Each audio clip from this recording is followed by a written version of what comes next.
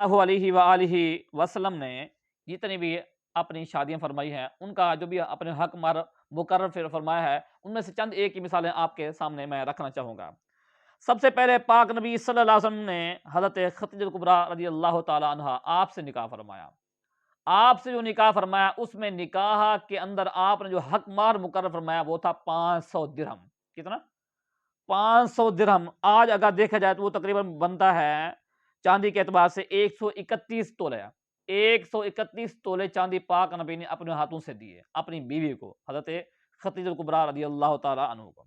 اور اگر ہم مارکیٹ کے حساب سے اس کا ریٹ دیکھتے ہیں تو کتنا پیسے بنتے ہیں آج کل کے دور کے اندر؟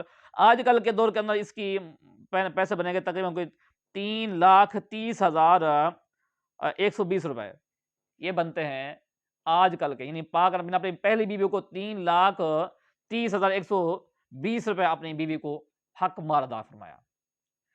اس کے بعد آپ نے حضرت عائشہ صدیقہ رضی اللہ تعالیٰ عنہ آپ سے نکاح فرمایا، تو اس کے لیے آپ نے 400 درہم مقرر فرمایا، اور 400 درہم یہ بنے گے تقریباً کوئی 105 تولہ۔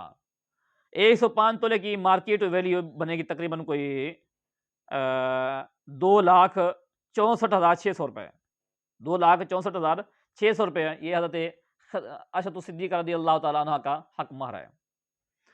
اسی طریقے سے حضرت ام حبیبہ رضی اللہ تعالیٰ عنہ آپ کا بھی 400 درہم تھا، اور حضرت زینب بنت خزیمہ رضی اللہ تعالیٰ عنہ کا 12 اوقیہ سونا تھا۔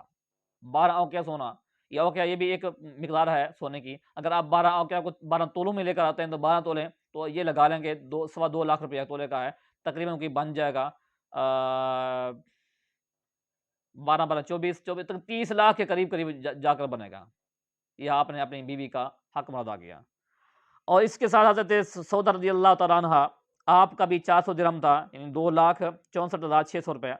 حضرت میمونہ بنت حارث رضی اللہ تعالیٰ عنہ آپ کا بھی حق مہر 500 درہم تھا، جو کہ 3,30,120 روپے بنتے ہیں۔ حضرت خاتون جنت رضی اللہ تعالیٰ عنہ آپ کا حق مہر سب سے کم رکھا گیا، اور وہ ہے 50 درہم۔ 50 درہم یہ بن جائے گا تقریباً کوئی 13 تولے چاندی۔